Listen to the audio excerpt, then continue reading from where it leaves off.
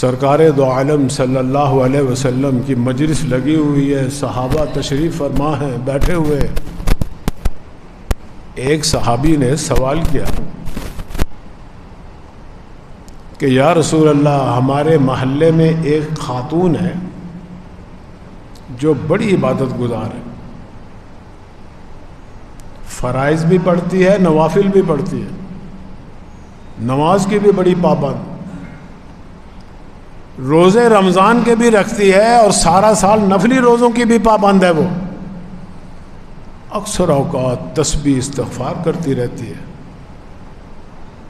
یا رسول اللہ، لیکن اس کی زبان بڑی گندی ہے، اخلاق اچھے نہیں ہیں، سلوک لوگوں کے ساتھ اچھا نہیں ہے اس کا، جس کی وجہ سے اس کا شوہر بھی اس سے ناراض ہے، بھائی بھی ناراض ہے، اس کے والدین بھی اس سے راضی نہیں۔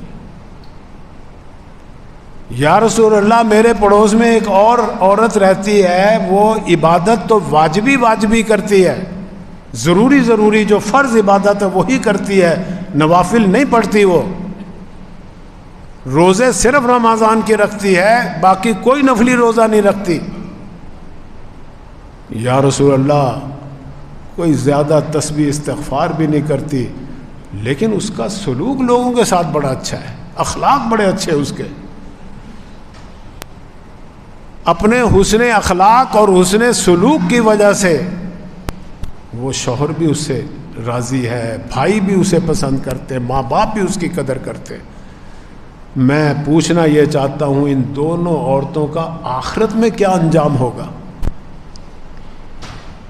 اب وہ تو اللہ کے نبی تھے، انہوں نے تو وحی کے ذریعے جواب دینا تھا۔ سرکار دو عالم صلی اللہ علیہ وسلم نے فرمایا کہ سنو، وہ عورت جو بڑی عبادت گزار ہے،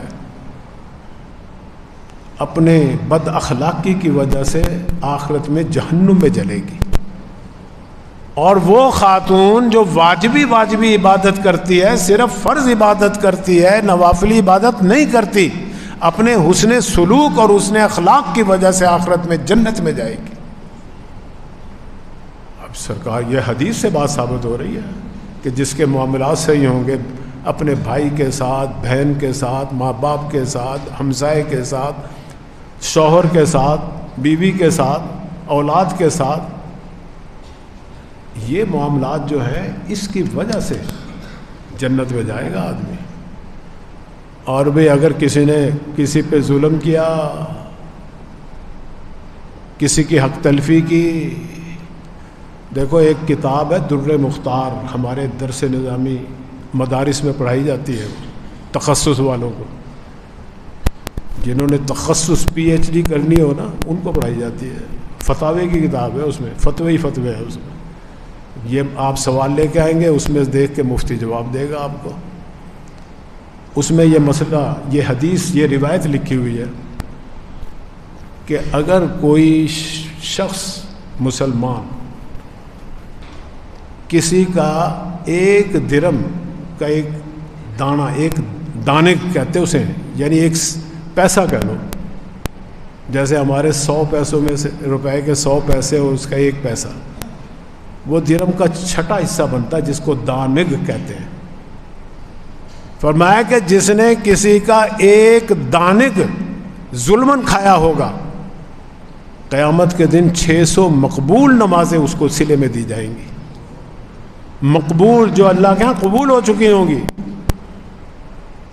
ہمیں تو اپنی نمازوں کا پتہ ہی نہیں کہ یہ قبول ہوئی بھی ہے کہ نہیں، لیکن بھی اگر ساری زندگی نماز پڑھتے رہے اور قبول بھی ہوتے رہے اور کسی کا پیسہ بھی کھاتے رہے، قرضہ لے کے نہیں دیا، بہنوں کا حصہ نہیں دیا، کھا گئے، تو وہ تو سارے ڈھیر کے ڈھیر نیکیوں کے، جس پچھلے جمعے حدیث نہیں میں نے کی، من المفلس، اللہ کے نبی فرما رہے، وہ ساری نیکیاں جو لے جائیں گے اور دوسروں کے گناہ ہمارے کھاتے میں پڑھ کے جہنم میں جائیں گے۔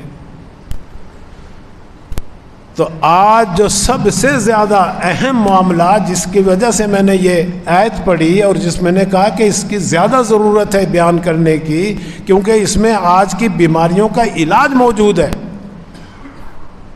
کہ ہمارے معاملات صحیح ہونے چاہیے، اخلاق صحیح ہونے چاہیے، معاشرت صحیح ہونی چاہیے. یہ ہے دینداری اصل، کہ لوگوں کے ساتھ ہمارا پیار ہونا چاہیے، اپنے برابر والوں کے ساتھ، اپنے چھوٹوں پر شفقت ہونی چاہیے، بڑوں کی عزت ہونی چاہیے، کسی کا مال نہیں دبانا چاہیے. دیکھو ایک آدمی بیان کرتا ہے 1 گھنٹہ، اس سے وہ بات سمجھ میں نہیں آتی جو ایک شعر سے سمجھ آ جاتی ہے.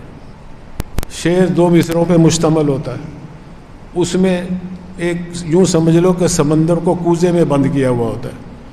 وہ علامہ اقبال کا ایک شعر یاد آ گیا، سارا مضمون جو ہے نا جو میں بیان کر رہا ہوں 3 جمعوں سے، وہ اسی میں آ جائے گا اب.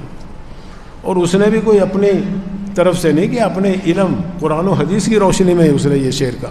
اکثر اشعار جو ہے اس کا اتنا مطالعہ تھا قرآن و حدیث کا، ہمارا نہیں مطالعہ تھا. وہ ایسے ایسے شعر بیان کرتا تھا کہ قرآن کی پوری صورت ایک شعر کے اندر بیان کر دیتا ہے. تو علامہ اقبال مرحوم نے صحیح فرمایا کہ خدا کے عاشق تو ہیں ہزاروں، بنوں میں پھرتے ہیں مارے مارے.